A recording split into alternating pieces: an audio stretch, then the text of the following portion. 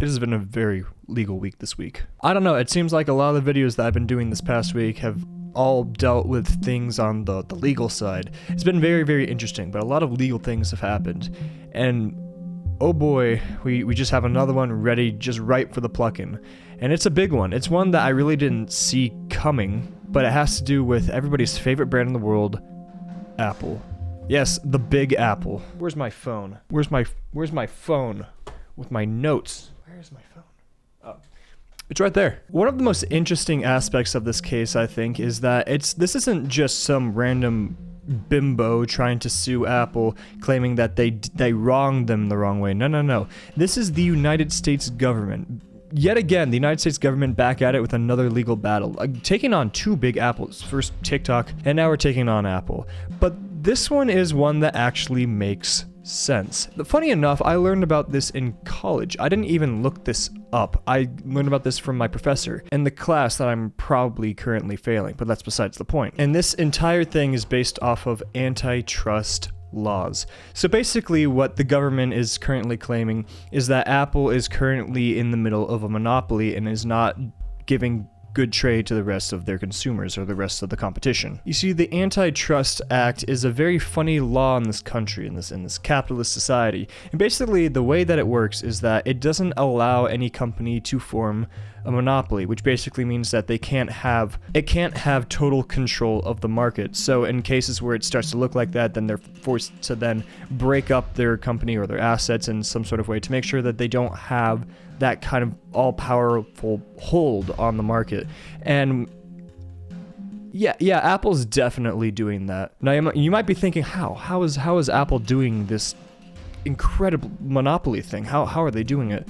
It's actually quite simple, and it comes from something that's actually kind of basic. One of the more key points, or kind of the crux of this entire lawsuit against Apple, it has to do with its connection with other phones, specifically when it comes to messaging. Now, I don't know if you've heard about this, but there's this thing that we call the green bubble of death, and I've got hair in my eye. And I'm sure we've all seen it. Sometimes you're texting with your friends, you're having a good time, and then all of a sudden, bam, the green bubble. It is a bad sign that you are about to have a very bad messaging encounter. Because every time that green bubble pops up, all the images are all blurry when they're sent from that phone. The quality of the conversation is just not as good. And for years I originally thought that was because Android are just really, really bad phones. They're just ugh. You can't beat my Apple phone.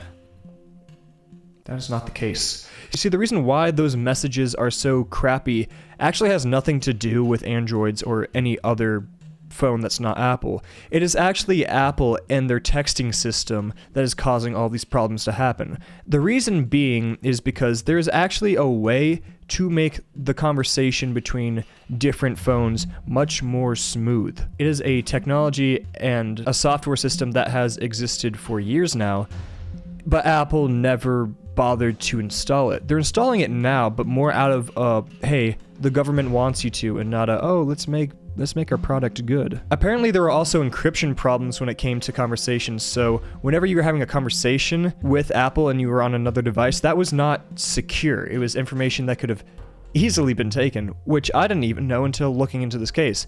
That's crazy, champ. And I think it's important to point out that this isn't just an issue for Android, it is also an issue for Apple. Everybody likes a smooth experience. If I've learned anything from the console wars and cross-platform, it's that cross-platform is just awesome, and this is a very similar situation. Playing with your friend on PS4 while you're on Xbox or a PC, it's great. You are from different lives, but you come together and you have a great time. This is a very similar situation, but it's just Apple holding all the cards and then just flipping them off, saying, ha ha ha, I am the king. So basically, the main complaint is that Apple, by not installing the system to help, make the conversation between Android or other types of phones with Apple phones, the fact that they're not installing or doing anything to make it better, it makes the other phones look worse. When that other phone sends you a message and it's a blurry message, you automatically think that's a bad phone. That's a phone that I would never touch in a million years with a 9.5-foot pole. But it's Apple the entire time and their system that they just refuse to update. And again, they're doing it now, but it's too little too late. The apple has already fallen. It has fallen hard. And it's been very interesting. But it also brings up other things that also are kind of on the same line that were kind of briefly went over in the lawsuit. Mostly that a lot of the Apple stuff doesn't really integrate with really anything. In fact, all the stuff that is on your phone is Apple approved. For example, like the App Store. Everything that's in the App Store are apps that Apple approved, and Apple said that, yeah, you can buy this. And that's not necessarily the case when it comes to other phones. Other phones don't have that type of restriction when it comes to looking for apps. Apple just does. I mean, if you think about every single thing that comes with your phone, whether that be the browser, whether that be the shopping, iTunes, as an Apple, iTunes, all of it are things that are owned by Apple. And so it makes it very difficult to have kind of that connection and that cross-platform between other phones. It's just not possible. And I don't really think this has any credence, but I feel like it's important to point out this isn't really news to me when you really think about it, when you consider all of Apple's, past behavior when it comes to their devices. Let me take you way back to whenever the iPhone 7 was taken out, because they did a very controversial move when they removed the headphone jack. The headphone jack that everybody and their mother has on their device, and they went like gone. Oh, but wait, don't worry. All hope is not lost. You can still wire in your headphones, but you got to buy this adapter that is exclusively made by Apple. You can use this and you can listen to anything you want, baby. So that was kind of a messed up move. You have to buy more Apple in order to use your Apple. And on top of that, and I really don't think this has anything to do with the case, but I'd like to point out the fact that, you remember back when you'd buy like an Apple device, if you've ever bought an Apple device, they'd always supply you with, chargers and things like that. It was cool to be able to charge your device. I recently got another iPhone not that long ago. You know what it didn't have? A charger. I was expecting some toilet paper to wipe my ass, but apparently that's not within Apple's budget anymore.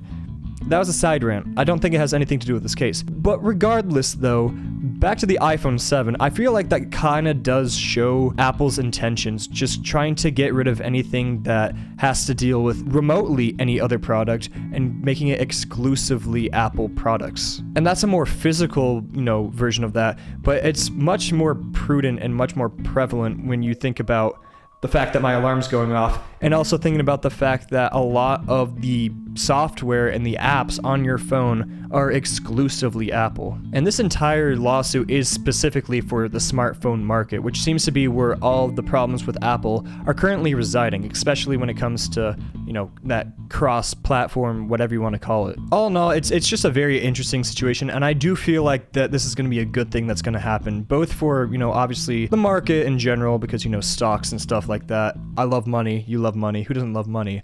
But I also do think that this is a major win for Apple users too. Listen, I'm an Apple guy. I love Apple. It's great. It's the only phone that I've really used. And sure, I'm sure if I tried another phone, it'd probably be great too. But I'm ignorant and I don't want to gaze into that world. So I'm not going to, because I've been hooked by Apple. Then that's exactly what Apple wants you to do. Wants you to mindlessly buy their products without considering everything else. And oh boy, have they got me. But that's besides the point. I do think that it's going to be good if I can contact other people who don't have Apple phones and it be a much smoother experience. I'm excited for that. I really don't see any cons when it comes to this. Will it be a con for Apple? Sure. Will they lose money? Maybe. To be honest, I really don't even know if this lawsuit has money involved. I'm sure it does. I'm sure it has some pretty hefty fines. And if I find out what they are, I'll put them on screen right now. But I just need to get the facts of what they were being sued for first. In all likelihood, it's probably just going to be some sort of settlement where they agree to do something to devices, which they already did. Agree to do something to the devices so that they don't have this monopoly claim going over their heads. And they still will. They still own a major part of the market, but this is a good first step. Good first step. This is not the end of Apple, but it will be very interesting to see what will happen in the future. And who knows? I think if we pray hard enough, and if we think hard enough, and if we dance hard enough, maybe our phones will get their headphone jacks again. But who knows? But that's it for me today. Thank you so much for watching, if indeed you still are. My name is Brockster, and I bid you all adieu.